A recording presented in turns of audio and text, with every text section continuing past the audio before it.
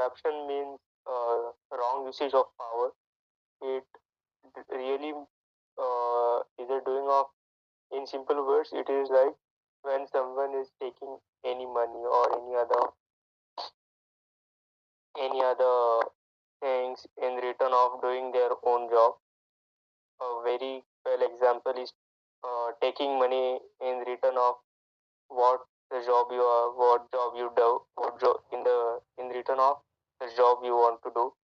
It happens in many areas in India, like government offices, businesses, schools, and colleges in everyday life. Uh, so this is the in everyday life. Well, the most basic example of corruption in India is whenever you go to government offices, it might be any reason to get your license or to get any of your work done or get your documents or something. The officers ask for extra money to speed up the process or some extra amount to uh, clear up the process or give you extra access or Mm. things like that. So this is the corruption. Mm. So there are many reasons for the corruption, Mm. but the major reasons of the corruption are the greed of the people. Like some people want to earn more than their uh, than their salary. This is the main reason they Mm. are doing the corruption, and they are using their powers unfairly. They are taking extra money from the people from which they are also taking salary from the government. Mm. The second thing which forces people for corruption is low salaries. Many government people have low salaries, and uh, they are finding it heavy to pay their daily households and everything. That's why they are like forced to do this kind of things. And the best example of this is the police officers in India. The police officers are getting really low. They have a really low pay, so that's why the corruption is at the peak in the RTO officers in India.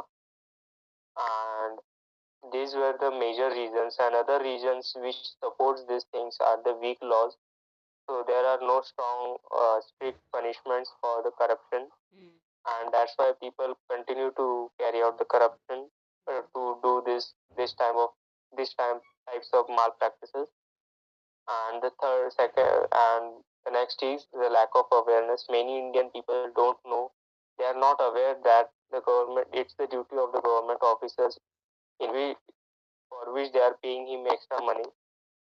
And the government officers take the advantage of the population of India. Like whenever you go for any work to do in government offices, due to the high population and load of there is a too much load of work these government people have, and there are too many people before you to get that things done. People also to bypass this to bypass this crowd. Often people took this way of bribing the government officers that take this money and do my work first.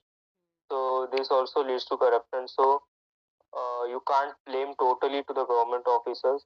The citizens of the the citizens of the nation are also uh, that much responsible for the corruption happening in our country. So these were some of the things which are uh, which are creating an uh, supportive environment for the corruption to be carried out in the country. And the corruption is like a bug which is eating your nation from inside. People will not know this thing until and unless there is something big blunder happen.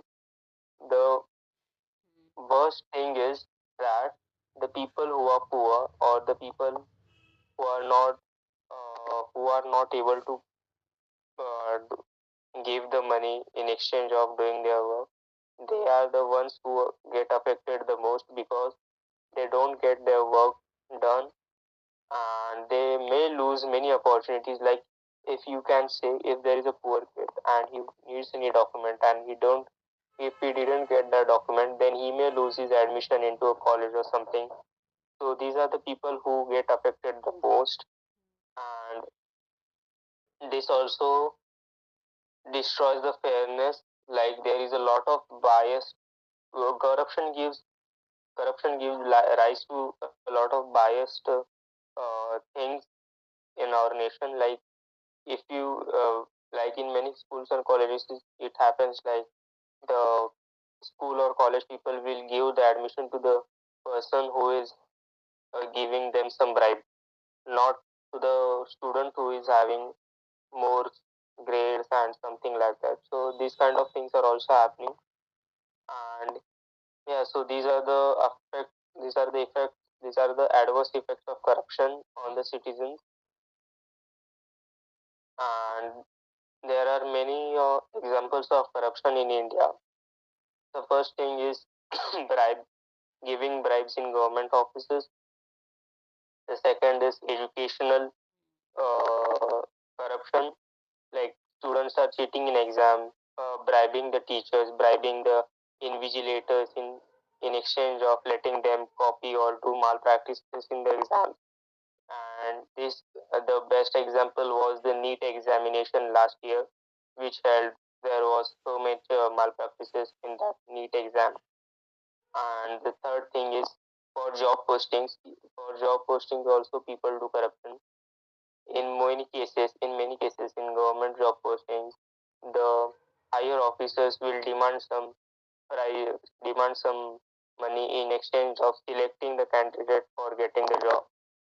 So corruption is also there in jobs, and politicians are also doing this. Like, politicians will use the money or the funds released from government for the development of the nation and infrastructure. They will use most of the funds for their own benefits and for their own personal luxuries, and they will use only half of the money for the development of the country. So these are the places where the corruption is happening in our country. And now we can talk about the steps to stop the corruption in our country. The first thing and the most important step to stop the corruption is that first the citizens of the country should be very strict, while should be very be very should be should take the responsibility of not giving bribes to any of the officers. This is the first thing. The second thing is we can implement laws, strict laws for anyone who uh, for the corrupt people, and strict punishments. The third thing we can see, and in which India is really doing well. India is really developing in IT infrastructure. Like, most of our systems are now digital. Like, everything is digital. PAN card, Aadhaar card, your license. The whole process is digital. So there is no chance for these officers to stop you or from doing to get your processes done.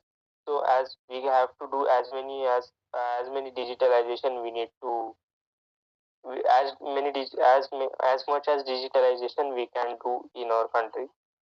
And the UPI is also the best example. Like, when you have the UPI for the payments and for this processor, so you have everything clean and clear. Like, you have the record, you have the money taken for this processor and everything. So now there are very less loopholes where these officers can take advantage of their position. So in these terms, the India is really doing well. We do have really good and strong IT infrastructure for this. And yeah, so these are the steps. And the last is the honest officers and honest leadership. But it depends person to person. But yeah, there not all the officers are corrupted. 95% people are doing really well. They are very honest people. They are doing their work honestly. But there are always 5% inconsistency or something you call what you call as error margin, we say, in this much in this big country which is having 1.4 billion population and so many states.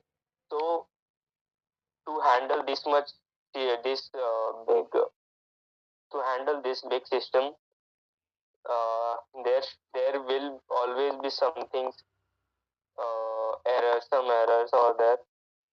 So yeah, these things are happening and we are improving day by day. So these were the steps we can implement to reduce the corruption, and I think we can never stop the corruption 100%, because there will be always loopholes.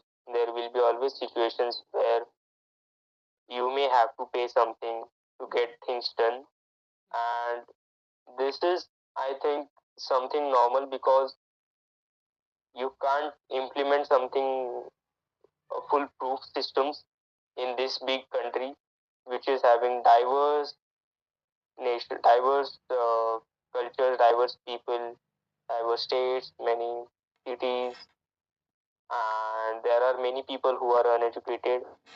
So it's tough, but we can achieve it, like as much as we can, and we are doing it. So yeah, so this